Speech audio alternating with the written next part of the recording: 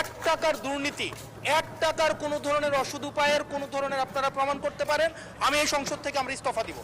বিধি 274 অনুযায়ী মাননীয় স্পিকার, ব্যক্তিগত কৈফিয়ত যেহেতু আমার নাম ধরে বলা হয়েছে, আমি আমার বক্তব্যের কোথাও আমি এই শব্দ উচ্চারণ করিনি বা এই বাক্য বলিনি যে আমাকে যেন বরাদ্দ বঞ্চিত না করা হয়।